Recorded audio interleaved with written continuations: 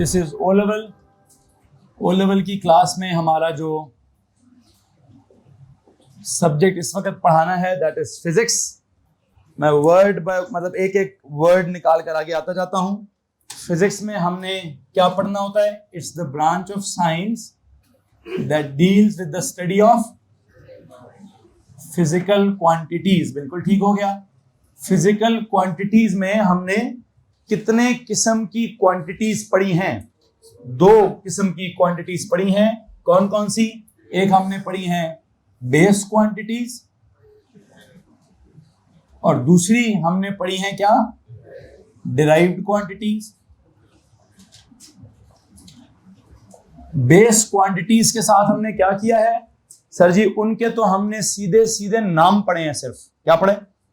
Base quantities के हमने सीधे सीधे नाम पढ़े। उन नामों के साथ हमने क्या किया?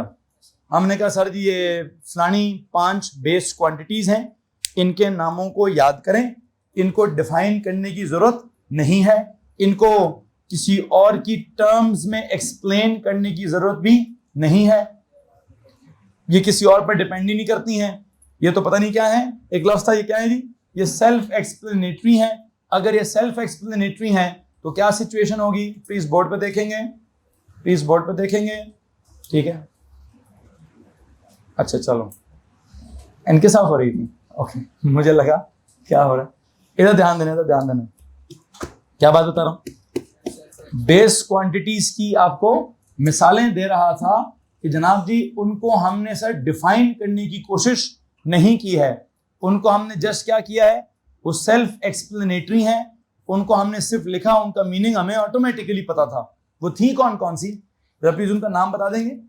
वो 5 कौन सी क्वांटिटीज हैं? सबसे पहले mass, length, time, temperature, electrical current.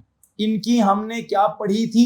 इनकी हमने एसआई यूनिट्स भी पढ़ी थी। क्या इनकी यूनिट्स थी? मास की क्या यूनिट होती है? क्या यूनिट पूछ रहा हूं, आप मुझे उसका सिंबल बता रहे हैं। मास का सिंबल स्मॉल m जरूर है, लेकिन जिस यूनिट में उसको मेजर करते हैं वो m नहीं है, वो केजी है। वो क्या है? किलोग्राम। उसका सिंबल केजी है। लेंथ को जिस लेंथ का अपना सिंबल स्मॉल l होगा, लेकिन लेंथ को क्या करेंगे? लेंथ को जिस यूनिट में मेजर करेंगे वो यूनिट क्या है? वो मीटर है। और उस मीटर का सिंबल क्या है? हाँ, उसका सिंबल स्मॉल m है। टाइम का अपना सिंबल t है। टाइम को मेजर किस यूनिट में करेंगे? सेकंड में, और उसका सिंबल क्या होगा? s होगा। खैर बहरहाल आगे जिस तरह टेम्परेचर और करंट है उनका भी कुछ सीन है, मैंने पढ़ाया हुआ सारे का सारा। फिर जब हम डिराइव्ड क्वांटिटीज तक गए तो वहां पे हमने क्या किया? जब हम डिराइव्ड क्वांटिटीज पे गए तो हमने वहां कहा सर ये तो डिराइव की जाएंगी। कहां से डिराइव की जाएंगी? हमने कहा उनको डिराइव किया जाएगा कहां से? From the base quantities derive किया जाएगा। फिर हमने कहा जी कैसे डिराइव किया जाएगा? या तो मल्टीप्लाई करके डिराइव किया जाएगा या डिवाइड करके डिराइव किया जाएगा। मतलब हमें देखना पड़ेगा कि बेस क्वांटिटीज को मल्टीप्लाई करके कोई डिराइव बनाए या बेस क्वांटिटीज को डिवाइड करके कोई डिराइव्ड क्वांटिटी बनाए। अब मल्टीप्लाई करना है कि डिराइव करना है, वो डिवाइड करना है, ये हमें कहां से पता चलता है? ये फॉर्मूला की जो कॉन्सेप्ट है हम कहां से मेक करते हैं? फॉर्मूला को मेक करते हैं by the concept of proportionality. Proportionality हमने एक्सप्लेन की, कौन कौन सी? डायरेक्ट वाली या इनवर्स वाली। जो जो सिचुएशन डायरेक्ट प्रोपोर्शनैलिटी में थी वो ऊपर न्यूमरेटर में आती थी, और जो जो सिचुएशन इनवर्स प्रोपोर्शनैलिटी में थी वो नीचे डिनोमिनेटर में आती थी। फिर हमने क्या किया? हमने उन प्रोपोर्शनैलिटीज को इक्वालिटी में कन्वर्ट करने का कॉन्सेप्ट भी सीखा, कन्वर्ट करके कांस्टेंट k लिखने का कॉन्सेप्ट सीखा। फिर k की जगह हमने इनिशियली तो कहा था कि मेजॉरिटी टाइम्स हम क्या लिखेंगे? 1 लिखेंगे, उससे हम जान छुड़ाएंगे। फिर हमने क्या किया? हमने कहा जी 1 लिख के जान तो छुड़ाएंगे, लेकिन क्या पता कभी हमारी जान उससे नहीं छूटेगी, क्या पता उसकी वैल्यू कोई हाफ आ जाए। क्या कल तो अजीब सा काम हो गया था, कल तो उस k की जगह कोई अजीब सा गरीब सा कोई कांस्टेंट आ गया था। क्या नाम था उसका? रो उसका नाम था। खैर किस सिचुएशन में क्या होगा क्या नहीं होगा हम उस सिचुएशन में ही जाकर सीख लेंगे या रट लेंगे या समझ लेंगे, या जो भी हमने करना होगा हम तब डिस्कस जरूर कर लेंगे। बहरहाल अभी तक हमने आपको क्या सिखाया है? मुझे लगता है मैंने आपको बेस क्वांटिटीज की भी लिस्ट लिखवा दी है, मैंने आपको डिराइव्ड क्वांटिटीज की भी काफी सारी एग्जांपल्स करवा दी हैं। बेस क्वांटिटीज के तो सीधे सीधे नाम थे, कोई फार्मूले नहीं थे। डिराइव्ड क्वांटिटीज के फार्मूले हुआ करते थे, उनके फार्मूले बनाने का कॉन्सेप्ट हमने 3-4 दिन लगा के बड़ा सीखा है कि सर पहला स्टेप हमारा क्या होगा। हम सबसे पहले क्या सोचेंगे, अबाउट द फैक्टर्स अफेक्ट, जिस क्वांटिटी का हमने फॉर्मूला निकालना है उसके क्या सोचेंगे सबसे पहले, उसके सबसे पहले हम फैक्टर सोचा करेंगे। फिर जब फैक्टर्स पता चल जाएंगे तो हम क्या सोचा करेंगे, हम प्रोपोर्शनैलिटी सोचा करेंगे। जब प्रोपोर्शनैलिटी सोच लेंगे तो हम क्या करेंगे, सारी प्रोपोर्शनैलिटीज को इकट्ठा कर देंगे। जब कंबाइन कर देंगे प्रोपोर्शनैलिटीज को तो क्या करेंगे, इक्वालिटी में कन्वर्ट कर देंगे। इक्वालिटी में कन्वर्ट करेंगे तो क्या होगा, एक कांस्टेंट आ जाएगा। कांस्टेंट जब आएगा तो उसकी वैल्यू क्या करेंगे, या 1 रखेंगे या कुछ ना कुछ और रख के अपना फॉर्मूला बना लेंगे। अब ये जो कॉन्सेप्ट है, इस कॉन्सेप्ट की मिसालें मैंने अलजेब्रा के हिसाब से भी दी हैं। अलजेब्रा के हिसाब से कैसे दी हैं, मैंने अलजेब्रा के हिसाब से इसकी मिसालें आपको ना वो ABC वाली 3 तरह की मिसालें दी थी। फिर मैंने फिजिकल इक्वेशंस की मिसालें भी दी हैं। यहां भी मैंने 3 किस्म की मिसालें दी हैं। एक बहुत आसान स्पीड वाली मिसाल दी, एक थोड़ी दरमियानी वेट वाली मिसाल दी थी, और एक सबसे मुश्किल एंड पे इलेक्ट्रिकल रेजिस्टेंस वाली मिसाल दी थी। बहरहाल कौन सी आसान है कौन सी मुश्किल है, वो आसान वो होता है जो बंदे को पता हो, मुश्किल क्या होता है जो नहीं पता होता वो मुश्किल लगता है। आपको स्पीड क्यों आसान लगा, आपको पहले से पता था, आपको स्पीड का फॉर्मूला पहले से आता था, ठीक है। तो आपने कहा सर फॉर्मूला पता है, वैसे आप 5 स्टेप्स लगा रहे हैं। रेजिस्टेंस वाला कॉन्सेप्ट क्यों मुश्किल लगा, क्योंकि सर वो हमें फॉर्मूले नहीं था पता, तो हमें थोड़ी परेशानी हो गई वहां पर। खैर मैं दोबारा इस बार, मैंने कल भी बोला है, परसों भी बोला था कि मेरा मकसद आपको स्पीड नहीं सिखाना, मेरा कल या परसों का मकसद आपको रेजिस्टेंस का मीनिंग सिखाना नहीं था। मेरा मकसद क्या था कि यार अगर आपको फैक्टर्स पता हो और अगर आपको ये पता चल जाए कौन कौन सा फैक्टर डायरेक्ट है, कौन कौन सा फैक्टर इनवर्स प्रोपोर्शन में है, तो आप फॉर्मूला कैसे बनाएंगे, ठीक है। तो असल काम क्या था, फॉर्मूला बनाने के कॉन्सेप्ट को सीखना। तो फॉर्मूला बनाने का जो कॉन्सेप्ट था वो मैं उम्मीद करता हूं आपको समझ आ गया होगा। चाहे आपको स्पीड का मतलब आता था कि नहीं, चाहे आपको रेजिस्टेंस का मतलब आता था कि नहीं, क्या चीज हमें समझ आ गई, मकसद क्या था जी। मैं दोबारा बता रहा हूं, ना मकसद स्पीड समझना था ना मकसद रेजिस्टेंस समझना था। उन दोनों एग्जाम्पल्स के थ्रू मकसद क्या था, मकसद था फॉर्मूला बनाने के स्टेप्स समझना। आप में से किसी को लगता है कि सर जी अभी भी नहीं समझ आया यार कि फॉर्मूला बनाने के स्टेप्स क्या होते हैं, anyone please raise your hand. कोई बच्चा ऐसा है जो कहता हो सर जी आपने कोई इतनी दफा एक ही बात, हर रोजाना पहले तो आप लेक्चर के 5-10 मिनट पिछला वाला पूरा रिव्यू करते हैं, ठीक है, तब तक आप आगे नहीं जाते जब तक पिछला पूरा पढ़ाया हुआ रिव्यू ना हो जाए, ठीक है। पिछले रोजाना रिव्यू करता हूं, फिर 3 मिसालें एक्चुअल दी हैं, 3 मिसालें अलजेब्रिक दी हैं। अभी भी अगर किसी को प्रॉब्लम है तो प्लीज हाथ खड़ा कर दीजिए। मैं चाहता हूं जो मैं पढ़ा चुका हूं वो आपके दिल और दिमाग में क्या हो चुका हो, बिल्कुल इतनी दफा बोलने का मकसद ही क्या है, एक ही मिसाल को बार बार बोलने का क्या मकसद है। आप लोग सोचते होंगे यार सर एक ही बात को 6-6 दफा बोलते हैं, क्यों भाई, ताकि क्या हो जाए, इतनी दफा बोलूं कि आपके दिल और दिमाग में ये सारी बातें जज्ब हो जाएं। मेरा लेक्चर लेते ही, वैसे तो हाँ बहुत अच्छी आदत है कि घर जाकर रिवाइज किया जाए, घर जाकर उसको पढ़कर उसको समझकर उसको एब्जॉर्ब करने की कोशिश की जाए, लेकिन अगर कोई बंदा बहुत अच्छे तरीके से मेरा लेक्चर लेता है तो मैं समझता हूं कि मैं उसके दिल दिमाग में इतनी दफा बोलता हूं कि जज्ब हो जाना चाहिए। अनलेस अनटिल कोई आंखें तो खोल ले लेकिन दिल की खिड़कियां बंद कर दे।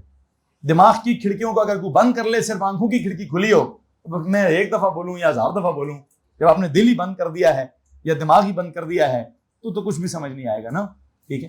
लेकिन बहरहाल मैं क्या चाहता हूं, मैं चाहता हूं कि आपको सारी चीजें मेरी क्लास में समझ भी आए, एब्जॉर्ब भी हो और हाँ याद भी हो। और अगर आप यकीन जानिए रिवाइज कर आते हैं ना तो खुदा की कसम आपको पता होगा हर चीज आपको ऐसी लगती होगी यार ये तो कुछ मुश्किल है ही नहीं, यार ये तो कोई परेशानी की बात है ही नहीं, ये तो जस्ट सा हो गया है, ठीक है। समझ आ रहा है कि नहीं आ रहा है। सो मैं इसको चेक करना चाहता हूं, मुझे कौन बताएगा कि फॉर्मूला बनाने के 5 स्टेप्स क्या हैं। कि सर मैं गलती नहीं करूंगा सर, जी गलती नहीं करूंगा जी, जी पुत्र आप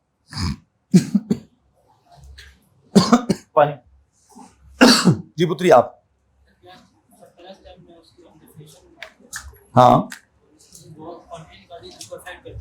हाँ, सबसे पहले हम कुछ फैक्टर्स निकालते हैं जो किसी क्वांटिटी को अफेक्ट करती हैं। निकालते कहां से हैं?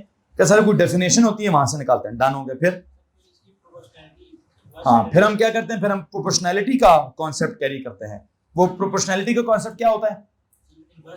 वो इनवर्स या डायरेक्ट का कोई कॉन्सेप्ट होता है, हम वो निकालते हैं। फिर क्या करते हैं? फिर हम प्रोपोर्शनैलिटीज को कंबाइन करते हैं। फिर हम क्या करते हैं? फिर हम प्रोपोर्शनैलिटी को इक्वालिटी में कन्वर्ट करके क्या निकालते हैं? कांस्टेंट के निकालते हैं। फिर हम क्या करते हैं? के की वैल्यू लगाकर क्या कर लेते हैं? सर हमारा फॉर्मूला बन जाता है। के की जो भी वैल्यू होती है वो हमें कैसे पता चलेगा? कोई बच्चा था मुझसे, आप पूछे थे सर ये के की वैल्यू का हमें पता कैसे चलता है, यही सवाल था आपका। इनके सवाल का कोई जवाब दें यार। इन्होंने मुझसे कल परसों पूछा था, सर यार सब समझ आ गया है, क्या समझ नहीं आया था? आपका नाम क्या है? समीर। समीर कहते सर जी सारी चीजें समझ आ रही है, बस ये के समझ नहीं आ रहा यार। ठीक है, क्या समझाना है इसको? इसको जवाब क्या देना चाहिए जी? चलो उन्होंने कहा सर जी वो क्वेश्चन भी गिवन होगा।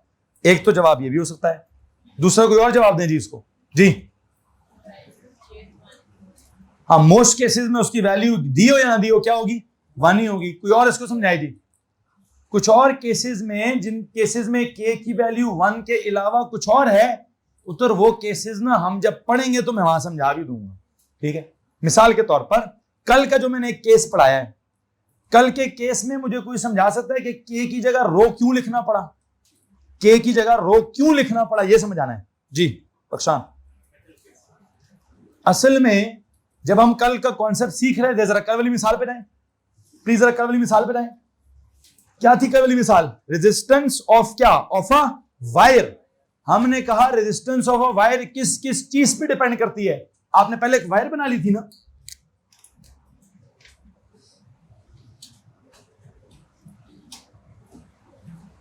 पहले मैंने क्या कहा? पहले मैंने कहा जी मुझे ऐसे लगता है कि इस वायर की रेजिस्टेंस किस चीज पर डिपेंड करती है। एक इसका फैक्टर आ गया, मैंने कहा जी लेंथ पे डिपेंड करता है। ओके, फिर मैंने कहा दूसरा फैक्टर किस बात पर है कि जो वायर है वो पतली है या मोटी है, वो मैंने कह दिया जी। मैंने कहा जो वायर का क्या है, ये जो क्रॉस सेक्शनल एरिया है इस पर डिपेंड करता है कि रेजिस्टेंस कम होगी या ज्यादा होगी। फिर एक और चीज भी थी, क्या? Material of the wire. क्या चीज थी? मटेरियल ऑफ द वायर भी कोई ना कोई कॉन्सेप्ट है कि सर ये वायर जो है वो किस मटेरियल की है, ये आयरन की है या ये सिल्वर की है या ये क्या इसका मटेरियल है। तो वो भी क्या करेगा? मटेरियल भी अफेक्ट करेगा किसको?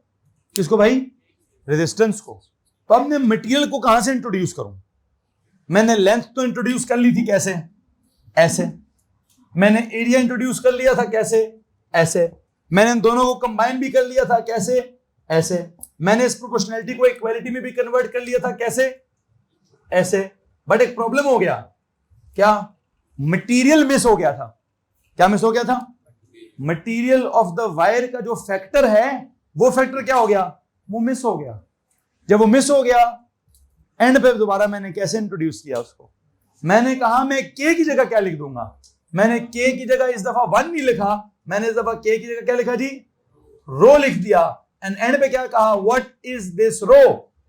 पहले तो दिस रो इज क्या? It is the constant of proportionality. Now its value depends upon क्या? If its value is 1 or its value is 2 or its value is 10 or whatever the value is, it depends upon the material of the wire. और हाँ, क्या exact value है? It should be given in the question. ठीक है, बहरहाल हमने आखिरी line क्या लिखी? मेरे पास है हमारी कॉपी। हमने लास्ट लेक्चर में कहा पुट द वैल्यू ऑफ के, तो हमने कहा the value of K is different for different materials, different for different wires, that is depend upon the material of the wire. So the property of the material on which K depends is known as क्या? उसका हमने नाम ही रख दिया। क्या नाम रख दिया? रेजिस्टिविटी हमने उसका नाम रख दिया। और हमने उसको क्या कहा? It should be read as rho। और आगे बच्चे ने क्या कह दिया है? उसने वो एग्जैक्ट काम किया जो मैंने कल कहा था। मैंने क्या कहा था? रोने की स्माइली बनानी है और आंखों से आंसू भी निकालने हैं। अरे वाह, भाई ने पूरी ड्राइंग बनाई है, स्माइली भी बनाई है, आंखों से आंसू भी निकाले हैं और आगे लिख भी दिया है रो फॉर रोना, रो से रोना, तो उसने लिख भी दिया। खैर बहरहाल आई थिंक वो मैं से मजाक कर रहा था यार, इसका मतलब ये नहीं होता कि ये नोट्स लिखने हैं, लेकिन कोई बात नहीं, लिख दिया तो अच्छी चीज है, बाद में याद रहेगा। बताना मैं ये चाहता हूं कि इनिशियली मुझे क्या फीलिंग आई थी कि it is the length of the wire that will affect the resistance, it is the area of the wire that will affect the resistance. तो मैंने इनिशियली दो फैक्टर्स मेंशन किए थे, कौन कौन से? Length of the wire and area of the wire. Let me tell you one more thing. अब इस सवाल का बहुत गौर से जवाब चाहिए यार। अब मैं पहली दफा कोई टेक्निकल सवाल आपकी तरफ थ्रो करने लगा हूं, ठीक है? ये पहली दफा टेक्निकल सवाल आ रहा है एंड आई विल एक्सपेक्ट कि मुझे सही जवाब दिया जाए। तो सबके सब अपने दिमाग की खिड़कियां खोलें और सोचे मैं क्या कहने लगा हूं। अगर मैं सवाल के शुरू में ही क्या कह देता कि फैक्टर्स अफेक्टिंग क्या, अगर मैं इधर ही कहता था, लिखना नहीं है सिर्फ सुनना है। आपने जब कहा था जी हाँ, वो पहला स्टेप क्या होता है? Factors affecting the resistance. Okay, अगर मैं इस वक्त पहले स्टेप में एक नहीं कितने, दो नहीं कितने, तीन फैक्टर्स लिखता। पहला क्या? लेंथ, दूसरा क्या? एरिया, तीसरा क्या? रेजिस्टिविटी, या रेजिस्टिविटी नहीं, नेचर। ये लो जी, लेंथ, एरिया और नेचर या material of the wire. Length, area और मटेरियल क्या है? लेंथ ऑफ द वायर क्या है, एरिया ऑफ द वायर क्या है और मटेरियल ऑफ द वायर क्या है। अच्छा, तो मैं कहता हूं लेंथ के साथ क्या सीन है? स्टेप 2 क्या होता है? प्रोपोर्शनैलिटी। मैं एंड पे सवाल पूछूंगा, गौर से सुनिएगा जी। क्या प्रोपोर्शनैलिटी जी? R is proportional to L. इधर क्या है? R is inversely proportional to A. इधर क्या होना चाहिए था? अगर मैं कहूं मटेरियल क्या होता है? Material is described bye resistivity. तो मैं यहां पर अगर तीसरा फैक्टर ये लिख देता, आर इज प्रोपोर्शनल टू रो, क्या लिख देता? कल तो मैंने शुरू में नहीं लिखा था ना। मैं अगर आज कहूं कि मैंने रो को भी क्या बनाना है, रो को भी एक फैक्टर बनाना है, अब मैं शुरू में उसको फैक्टर बना चुका हूं। अब अगर मैं इन तमाम को कंबाइन करूं,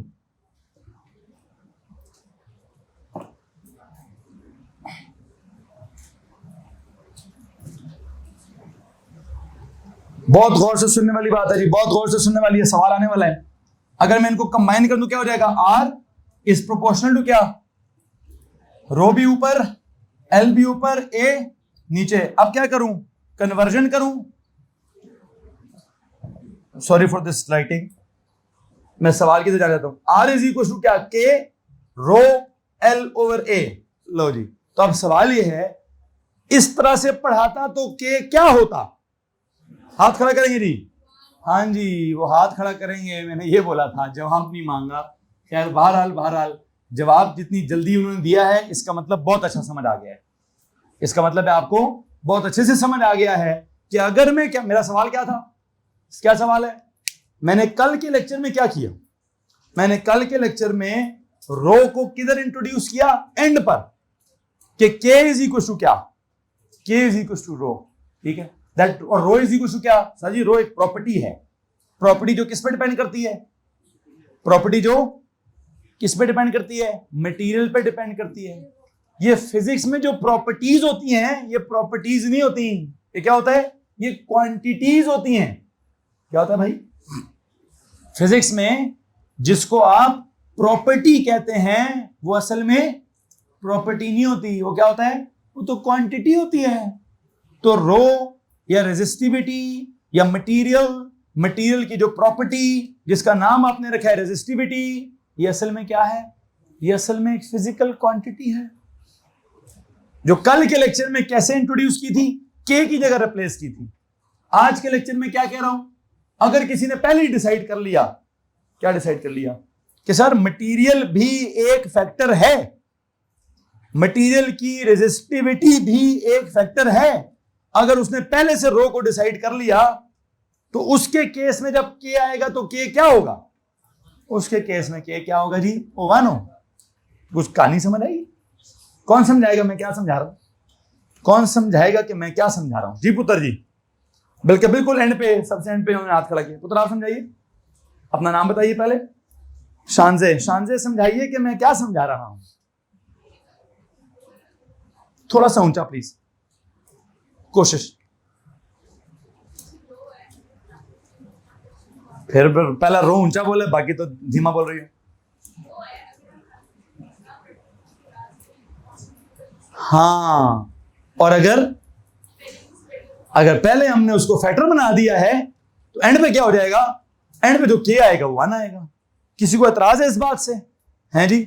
मैं आपको ये बताता चलूं, जिस किसी ने पढ़ा है उसने फॉर्मूला यही पढ़ा होगा।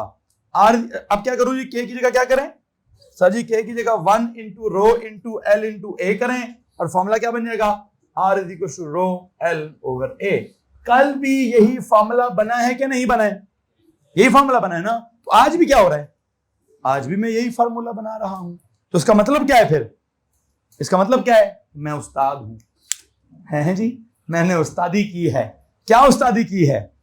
उस्तादी ये की है कि जनाब साहब मेरे पास 2 ऑप्शंस थे। पहली ऑप्शन क्या थी मेरे पास? क्या किया मैंने पहली ऑप्शन में? मैंने कल जब पढ़ाया तो मैंने कहा सर जी बस लेंथ और एरिया ही होता है। क्या होता है? लेंथ और एरिया ही होता है। करते करते मैं जब एंड पे गया तो के आ गया। ठीक है, जब के आया तो मुझे ख्याल आया कि यार यहां तो के 1 नहीं है, यहां तो एक तीसरा फैक्टर भी है। यहां तो एक, मुझे याद आया के की जो वैल्यू है 1 लिखूं के 2 लिखूं के 100 लिखूं के 1000 लिखूं, क्या ख्याल है सर? वो वैल्यू तो वायर के मटेरियल पर डिपेंड करेगी। आपने पहला नोट लिखा है ना कि जब के की वैल्यू लिखने की बारी आई थी तो आपने क्या लिखा था? The value of K is different for different wires, या the value of K depends upon the material of the wire, या the property of the material on which K depends is known as resistivity. अब आज के lecture में क्या लिखे? And पे जाएं और वहां लिखें रो, पहले लिखें रो मतलब resistivity is not just the property, it is actually a quantity.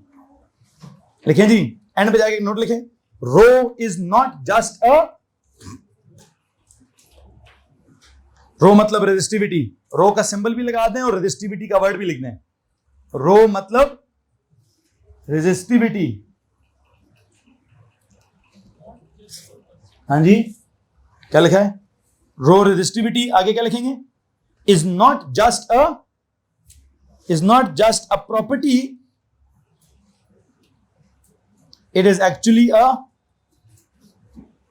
quantity. It is actually a quantity.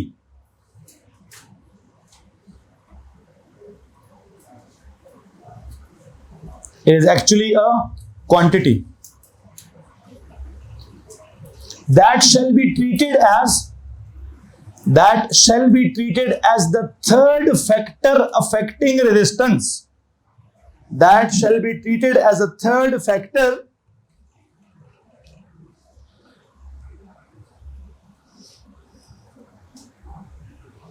that shall be treated as a, क्या जनाब?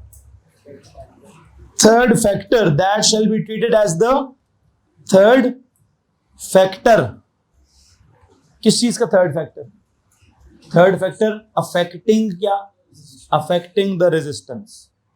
That shall be treated as the third factor affecting the resistance. अच्छा, अगर मैं इसको third factor कह रहा हूं तो उसका मतलब क्या है कि आपको दोबारा से क्या करना चाहिए? आपको दोबारा से क्या करना चाहिए? आपको दोबारा से फॉर्मूला बनाना चाहिए। क्या सोचकर? इसको द थर्ड फैक्टर सोचकर। तो एक काम करो जी, जरा लिखिए जी, derive the formula once again. Derive the formula for electrical resistance once again. Derive the formula for electrical resistance once again.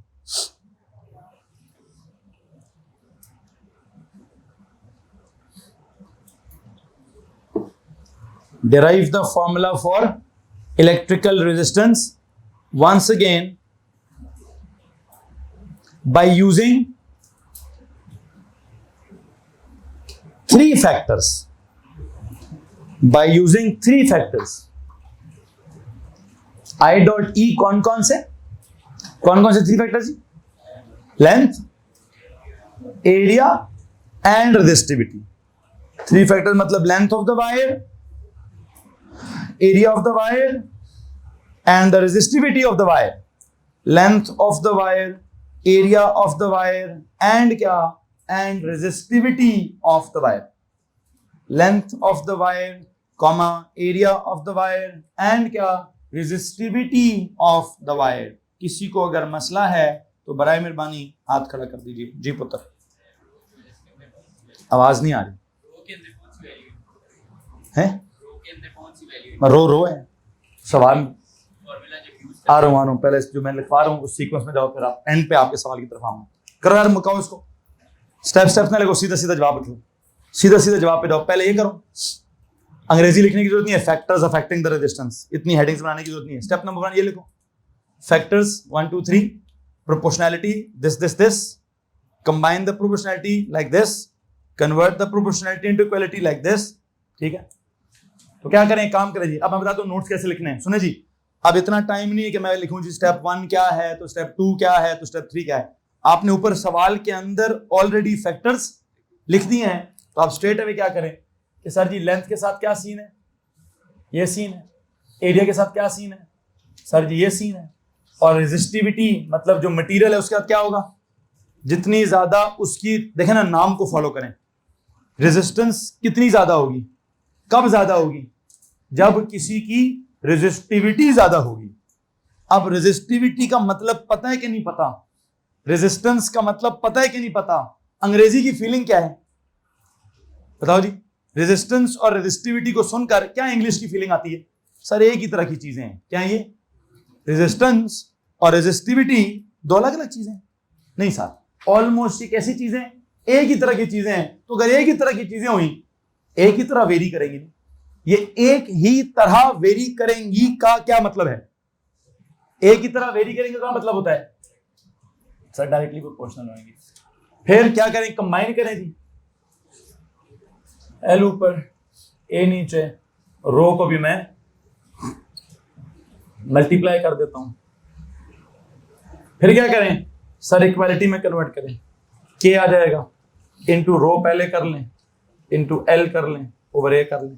फिर क्या करें सर, आर की वैल्यू, सॉरी के की वैल्यू क्या होगी, मोस्टली जो मतलब मोस्टली 1। तो हमारे फार्मूले ही हम ऐसे बनाएंगे कि अगर कांस्टेंट की वैल्यू कुछ और है तो उसको शायद हम क्या बना दें, अगर कांस्टेंट की वैल्यू 1 के अलावा कुछ और हुई तो हम उसको क्या बना देंगे सर जी, हम उसको फैक्टरी बना देंगे पकड़कर। क्या बना देंगे हम? जब उसको फैक्टरी बना देंगे तो क्या होगा सर, वो तो क्वांटिटी बन जाएगी। जब वो क्वांटिटी होगी तो प्रॉपरली ही इन्वॉल्व होगी। खैर बहरहाल क्या होगा, आई थिंक आपको रेजिस्टेंस का मीनिंग समझ आए या ना आए, आपको रेजिस्टिविटी का मीनिंग समझ आए या ना आए, मेरा मकसद ना रेजिस्टेंस का मीनिंग है ना रेजिस्टिविटी का मीनिंग समझाना है। इस एग्जाम्पल को यूज करके मैंने आपको बस थोड़ा सा मैच्योर करना था। क्या मैच्योरिटी डेवलप की आपके दिल दिमाग में कि भाईजान क्या सीन चल रहा है? सर जी ये सीन चल रहा है कि कल जब एक सवाल किया, कल के सवाल में लेंथ और एरिया को इंक्लूड किया एज फैक्टर्स और रेजिस्टिविटी अल्टीमेटली डेवलप हुआ एज व्हाट? रेजिस्टिविटी का लफ्ज कैसे डेवलप हुआ सर? वो एज कांस्टेंट डेवलप हुआ था। क्या हुआ था? वो हमारा कांस्टेंट ऑफ प्रोपोर्शनैलिटी था, उसकी जगह हमें रो लिखना पड़ा। आज पता नहीं हमें क्या हो गया है, आज हम क्या कह रहे हैं। जब कल का लेक्चर खत्म हुआ मैंने कहा रो क्या है, वो सिर्फ कोई कांस्टेंट तो नहीं है, वो तो हमने कहा एक प्रॉपर फैक्टर है। अगर हमने कहा उसको प्रॉपर फैक्टर कहना है तो फिर उसको प्रॉपर फिजिकल क्वांटिटी कह दिया। उसको जब फिजिकल क्वांटिटी कह दिया तो क्या किया हमने कहा सर फिर उसको शुरू से इन्वॉल्व करें। किसी को मसला इस बात से? और जब हमने रो को शुरू से इन्वॉल्व कर लिया तो क्या हुआ, के की वैल्यू क्या आ गई? 1 आ गई। के की वैल्यू 1 का मतलब क्या है, मेरी कोशिश क्या होगी? अब आए इस बात की तरफ। अब होता मेरी कोशिश क्या होगी, जब भी फॉर्मूले पढ़ाऊं तो मेरी बड़ी हद दर्जा कोशिश होगी कि ऐसे पढ़ाऊं कि के हमेशा क्या हो, के हमेशा 1 ही। ठीक है, क्या क्या करूंगा जी मैं? उस बच्चे मुझे सर मुझे कैसे पता चलेगा के क्या होगा? वो तो मैं पढ़ाऊंगा ऐसे कि के वन ही हो, ठीक है। के की जगह अगर कोई और वैल्यू नहीं आना हुआ ना, तो मैं उस वैल्यू की जगह क्या करूंगा? मैं उस वैल्यू को प्रॉपर फैक्टर या प्रॉपर क्वांटिटी बना के इंट्रोड्यूस करूंगा। मेरी बात समझ आ रही कि नहीं आ रही? अनलेस और अनटिल मैं मजबूर हुआ, अनलेस और अनटिल मैं मजबूर हुआ, देखेंगे क्या मजबूरी है क्या नहीं है जी। जैसे मैंने यहां किया है, ठीक है, समझ आ रहा है कि नहीं आ रहा है? मैं दोबारा बोलने लगा हूं, मैं इस बात को आखिरी दफा बोलने लगा हूं, क्योंकि मुझे पता है कि आपके दिल दिमाग में क्या परेशानी हो रही होगी। आपके दिल दिमाग में परेशानी हो रही होगी, सर यार ना तो रेजिस्टेंस का मतलब समझ आ रहा है और ना रेजिस्टिविटी का मतलब समझ आ रहा है। तो पुत्र, ना रेजिस्टेंस का मतलब सीखना है, ना रेजिस्टिविटी का मतलब सीखना है। मतलब किस चीज का सीखना है? कॉन्सेप्ट क्या सीखना था? सर जी कॉन्सेप्ट हमने ये सीखना था कि फार्मूला बनाने के स्टेप्स क्या हैं, फार्मूला बनाने का तरीका क्या है, फार्मूला बनाने में ये के जो है ये होता क्या है, के शुरू से ही कुछ होता है या के एंड पे कुछ होता है, के का क्या मसला होता है। मेरे हिसाब से के का मसला क्या है? मेरे हिसाब से के का मसला है जी 1। मैं के को करूंगा 1 और के से छुड़ाऊंगा जान को, ठीक है। Manur your question please. थोड़ा सा ऊंचा बोलोगे?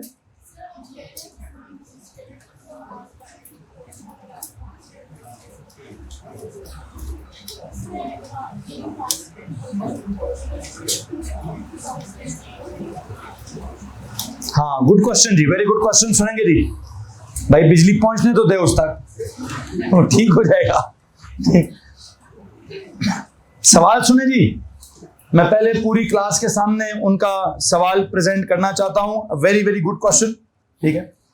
और मैं चाहूंगा कि पहले क्लास वाले उनका सवाल समझें, फिर किसी को उनका सवाल समझ आए तो उसका जवाब देने की कोशिश करें। I would like to involve all the class. सवाल सुने जरा। वो कहती है सर क्या 2 मुख्तलिफ बातें नहीं करनी आपने? कहते हैं कल जब आपने किया था तो कल आपने क्या किया था?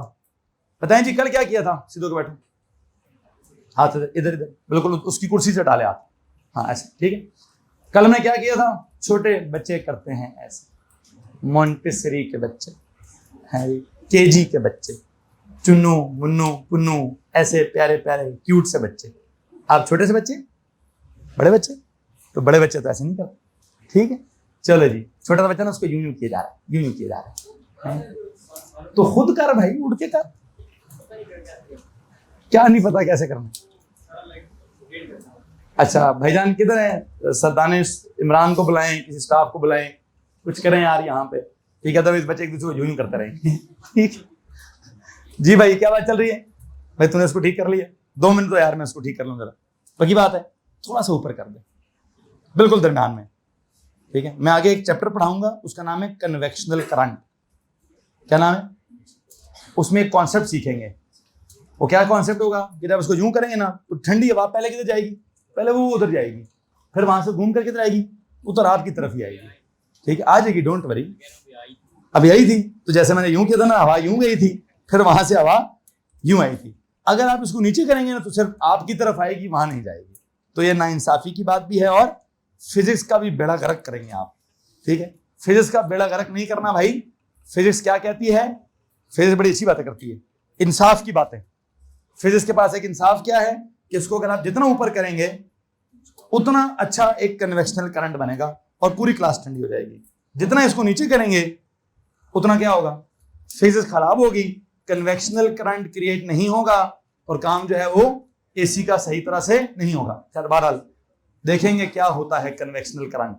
अभी तो कहीं और फंसे हुए हैं, किधर फंसे हुए हैं? प्लीज प्लीज प्लीज सवाल को ऑब्जर्व कीजिए, सवाल को फील कीजिए, सवाल को एब्जॉर्ब कीजिए और अगर जवाब तक पहुंच जाएं तो हाथ खड़ा कर दीजिए।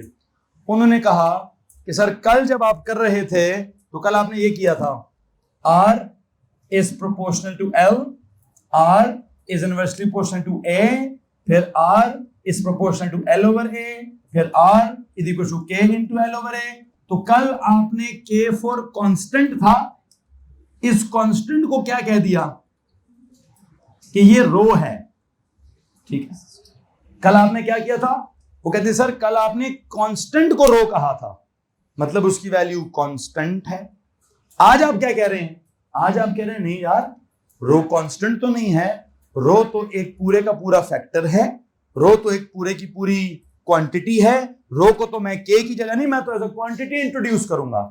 जी जनाब, इनके सवाल का जवाब दीजिए। She is confused about it. She says कि यहां आपने कांस्टेंट की जगह रो लिखा है, व्हिच मींस इसकी वैल्यू इज फिक्स्ड, इसकी वैल्यू इज कांस्टेंट।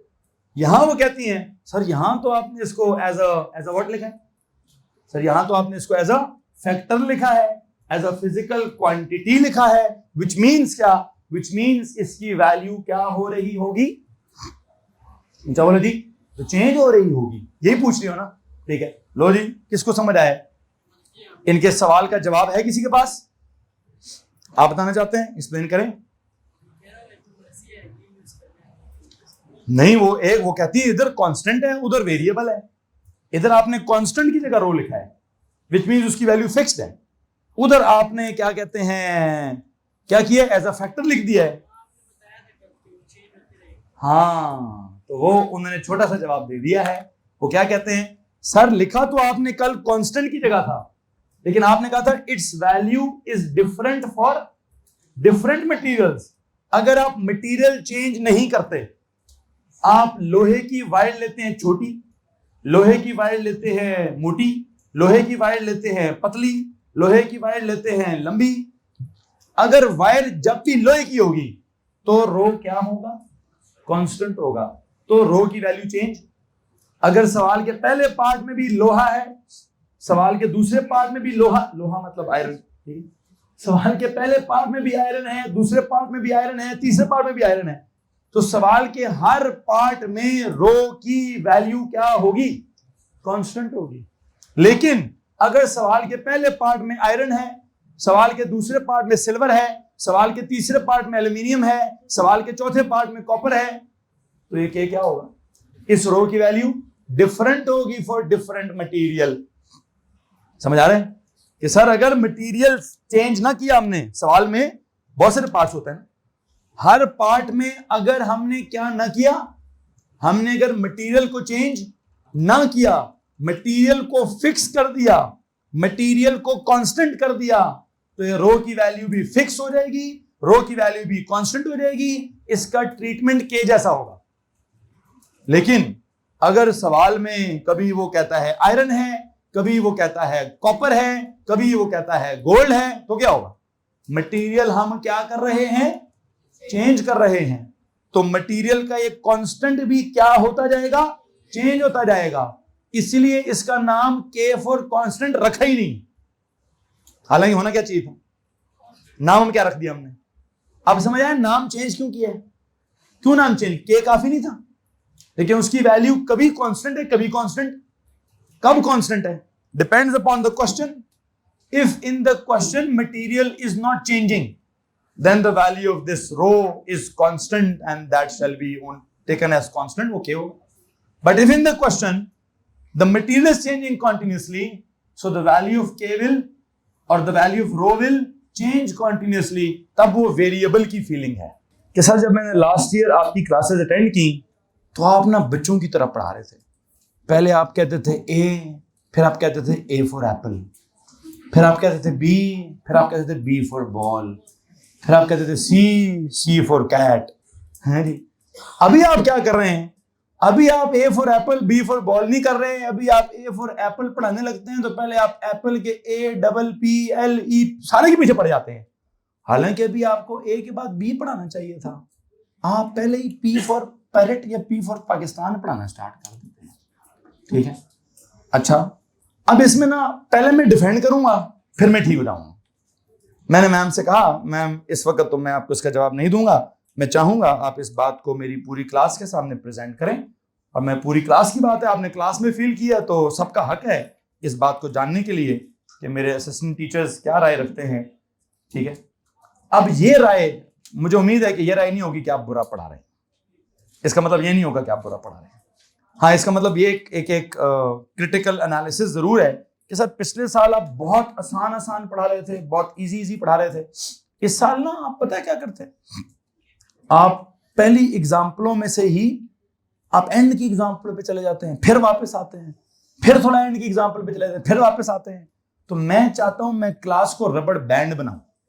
क्या बनाऊं? रबर को पहले क्या करो, खींचो फिर छोड़ो, फिर खींचो फिर छोड़ दो, हैं जी। इस चक्कर में रबड़ की स्ट्रेंथ क्या होगी? हाँ, दो काम हो सकते हैं। ओए होए, नहीं नहीं नहीं, रबड़ तो टूट भी सकता है।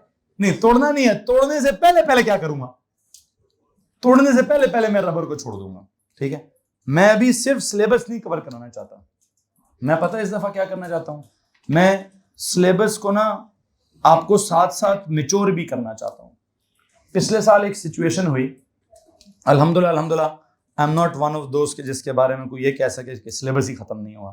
ठीक है, मैं इवन अगर एकेडमी बंद भी हो जाए ना, 2019-20 में एकेडमी बंद हो गई थी, कोविड आ गया था, मैंने तब भी बेटा रिकॉर्ड है, I was the only one in Pakistan जिसने सिलेबस फिर भी कंप्लीट किया था।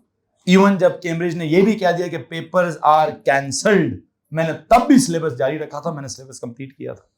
ठीक है, लेकिन ये जो पिछले 2 साल गुजरे हैं ना, पिछला वाला और उससे पिछला वाला, इसके ना आखिरी महीनों में थोड़ी मुसीबत हुई है। क्या मुसीबत हुई है? वो रमजान वाली मुसीबत हुई है। पेपरों से 15 दिन पहले, मतलब पेपरों का जो पिछला महीना होता है वो रमजान वाला होता है। अब रमजान में क्या होता है? रमजान में बड़ी मुसीबत होती है यार। वो क्या मुसीबत होती है? मैं बुलाता हूं सुबह सहरी के टाइम। हैं जी मैम, ओ लेवल को सुबह सहरी के टाइम होता है? नहीं, ए लेवल सहरी के टाइम होती है। तो अफ्तारी के बाद कौन होता है? अच्छा हाँ, ओ लेवल मैंने सहरी के टाइम पढ़ाई है भाई, और एएस या A2 मैंने अफ्तारी के बाद पढ़ाई है रात को 2 बजे तक। ठीक है, दोनों के टाइम एक्सट्रीम है। या तो सुबह सुबह नमाज में इधर पढ़ाता था, पहले नमाज पढ़ाने के बाद हमारी अगली क्लास चलती थी, या रात को हम अफ्तारी से लेकर रात को 12-1-2 बजे तक पढ़ते थे। ठीक है, उस चक्कर में टाइम बड़ा आइडियल था, मतलब भूख भी नहीं लगी होती थी, प्यास भी नहीं लगी होती थी, बड़ा एक इजी सीन होता था, बड़ी मजे की रूटीन बन गई थी। लेकिन वो महीना फिजिकली मुश्किल होता है जरा, मतलब उसको ना स्पिरिचुअली तो बहुत मजे का महीना होता है। ठीक है, बंदा बड़ा अल्लाह के करीब होता है।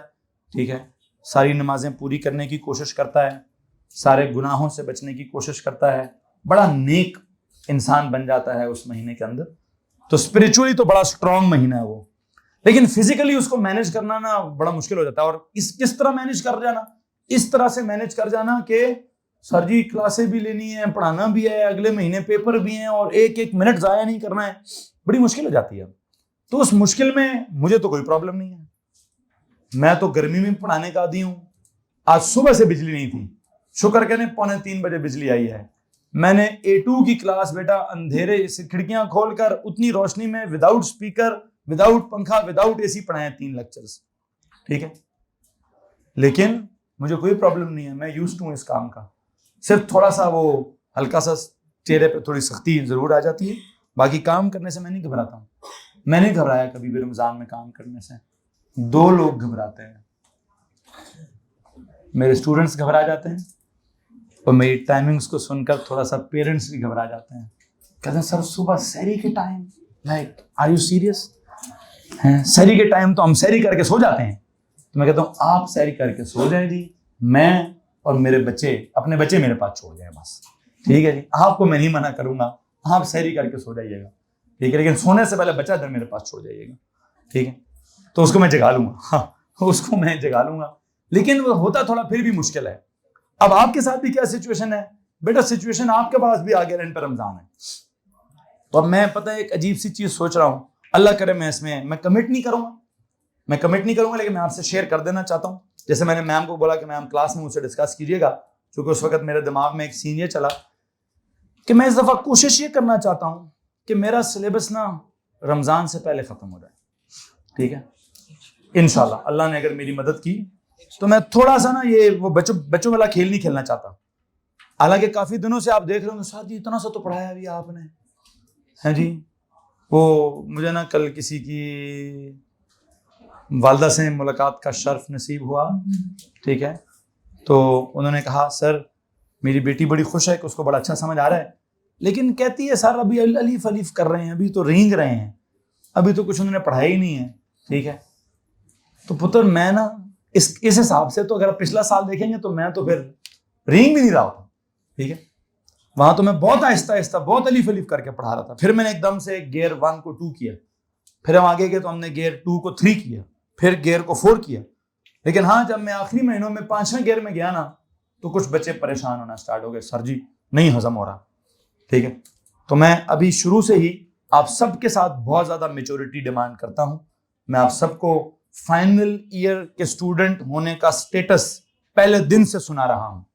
ठीक है, आपने देखा होगा कि पहले 3-4 दिन जो आपकी ओरिएंटेशन का वीक था, उस ओरिएंटेशन के वीक में मैंने आपको और प्री ओ लेवल को इकट्ठा बिठाया हुआ था। लेकिन एक ही हफ्ते में जब ओरिएंटेशन खत्म हुई, मैंने अगले हफ्ते क्या किया, मैंने अगले ही हफ्ते क्लास में कुछ 4 या 5 दफा बोला, भाईजान प्री ओ लेवल को अलग कर चुका हूं, तुम हो सारे कौन से, ओ लेवल फाइनल ईयर के हो। हाँ, मैं मानता हूं कि पिछले 3 महीने जून, जुलाई और अगस्त बिल्कुल पार्टी या छुट्टी मना कर आए हो, बिल्कुल ठीक है।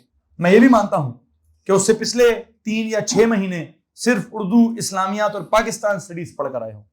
मैं ये भी मानता हूं कि उससे पिछले जो 1-2 साल थे, कोई अच्छा ज्यादा इतना मजे का आपने फिजिक्स केमिस्ट्री नहीं पढ़ा हुआ है। ठीक है, मुझे मालूम है आपकी फिजिक्स, इसलिए मैंने स्टार्ट कहां से किया है बताओ जी। स्टार्ट मैंने फिर भी 0 से ही किया है, लेकिन इसका मतलब ये नहीं है कि मैं अगर स्टार्ट भी 0 से कर रहा हूं तो मैं एग्जांपल्स भी बच्चों वाली देता रहूंगा। ठीक है, मैंने अब ये सोचा है कि मैं हर टॉपिक में जब भी थोड़ी अगली बात डिस्कस करने की आएगी ना, करूंगा भाई थोड़ी सी डिस्कस। इनिशियली आप में से शायद किसी को लगे यार सर जी बड़ा मुश्किल हो गया, हाँ जी, तो जो बड़ा मुश्किल हो गया उसको फिर आसान भी करूंगा। क्या क्या क्या आसान किया मैंने, कि आपको R फॉर रेजिस्टेंस का मीनिंग समझने की जरूरत नहीं है, आपको रो फॉर रेजिस्टिविटी का मीनिंग समझने की जरूरत नहीं है। किस चीज की जरूरत है आपको, मैं क्या सिखाने की कोशिश कर रहा हूं। असल चीज क्या है, असल चीज है फॉर्मूला बनाने के स्टेप्स। क्या कोई एक भी बच्चा है जो कह सकता है सर मुझे फॉर्मूला बनाने के स्टेप्स समझ नहीं आ रहे? Anyone? Not even a single one.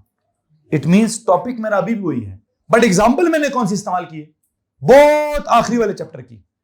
क्यों बहुत आखिरी वाले चैप्टर की क्यों कर लिए?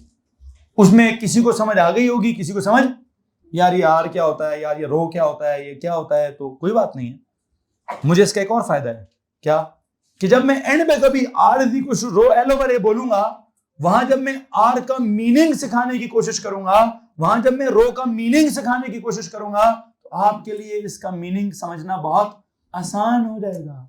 ठीक है, तो पुत्र मैं सिर्फ उस्ताद नहीं हूं, मैं थोड़ा सा साइंसदान भी हूं। ठीक है, किस किस्म का, मैं एक साइकोलॉजिकल एजुकेशनल साइकेट्रिस्ट का किसी ने नाम मेरे लिए डिस्क्राइब कर दिया उस दिन। मैंने कहा ठीक है जी, डिग्री तो मैंने नहीं ली, लेकिन तुम कहते हो कि सर आप एजुकेशनल साइकेट्रिस्ट हैं, तो ओके जी थोड़ा बहुत हूं। चूंकि काम ही सुबह दोपहर शाम एक ही काम है भाई, पढ़ना पढ़ाना, नहीं पढ़ना तो काम हो गया, पढ़ाना पढ़ाना पढ़ाना। ठीक है, बच्चों से मिलना, उनकी अम्मा से मिलना, उनके अब्बा से मिलना, पहले उनसे समझना, फिर कुछ उनको समझाना, फिर कुछ आपको समझाना। ठीक है, तो इस उम्र के आपने पता नहीं कोई 10 या 20 या 100 बच्चे इस वक्त इधर देखे होंगे। मैं ना इस उम्र के 2000 बच्चों का इलाज कर चुका हूं।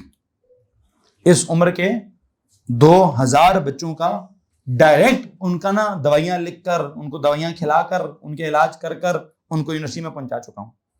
ठीक है, वो असर वाली दवाइयां नहीं, वैसे ही बातों वाली दवाइयां। ठीक, सो इस वजह से मुझे इस उम्र के बच्चे के बहुत सारे मसले मसाइल पता है कि उनको कैसे ठीक करना है, कब प्यार करना है, कब गुस्सा करना है, कब एक्टिंग करनी है, कब क्या करना है, कब क्या नहीं करना है, तो मैं सारा कुछ करूंगा। ठीक है, सो प्लीज आप लोग, हाँ आपने क्या करना है, आपने ना जब कोई चीज समझ नहीं आएगी ना, उधर ही हाथ खड़ा कर देना है। हाथ खड़ा करने से अगर आपको डर लगता है, मुंह बनाना स्टार्ट कर दीजिएगा। आपको मुंह बनाने में भी थोड़ा प्रॉब्लम है कि सर मेरा मुंह है मैं क्यों बनाऊं। ठीक है, फिर ना आप यूं एक मेरी ना 2 साल पहले एक ए लेवल की क्लास थी, उसमें एक बच्चा था जी, नहीं कोई जान क्यों नहीं, पता क्या करता था, अब मैं पढ़ा रहा हूं उसको कुछ समझना है ना, ऐसे से करता था वो, तो मुझे समझ आ रही थी, भाई को समझ नहीं आ रही तो मैं दोबारा पढ़ाना स्टार्ट कर देता था। मैं उसको बहुत पसंद करता था, यकीन जानिए मेरा वो सबसे फेवरेट तरीन स्टूडेंट था।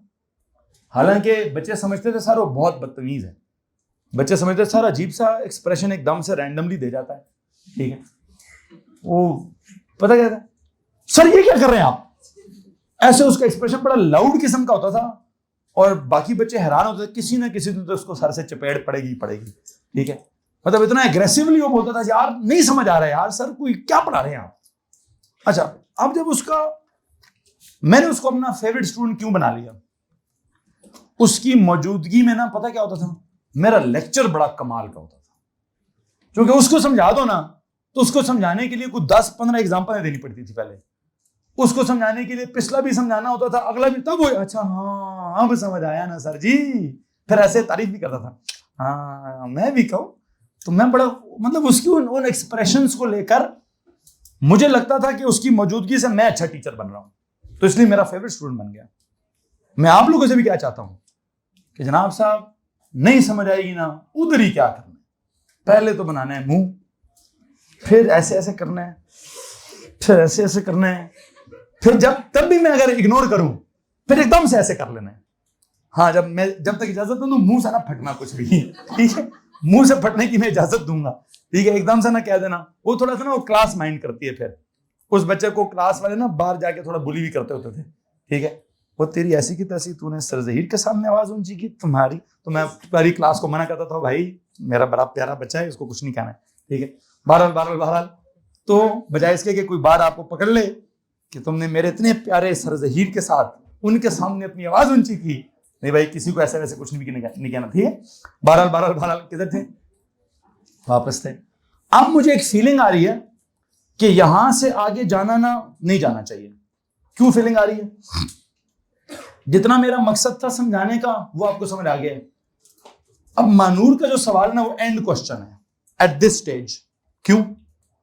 उनके सवाल को एक्सप्लेन करने के लिए मुझे बहुत आगे जाना पड़ गया कि यार कोई मटेरियल होता है, कौन सा सर, आयरन कुछ और होता है, कॉपर कुछ और होता है, सिल्वर कुछ और होता है, उसका मटेरियल का बिहेवियर कुछ और होता है, दूसरे मटेरियल का बिहेवियर कुछ और होता है, तीसरे मटेरियल का बिहेवियर कुछ और होता है, तो हर किसी का ये कांस्टेंट डिफरेंट होता है।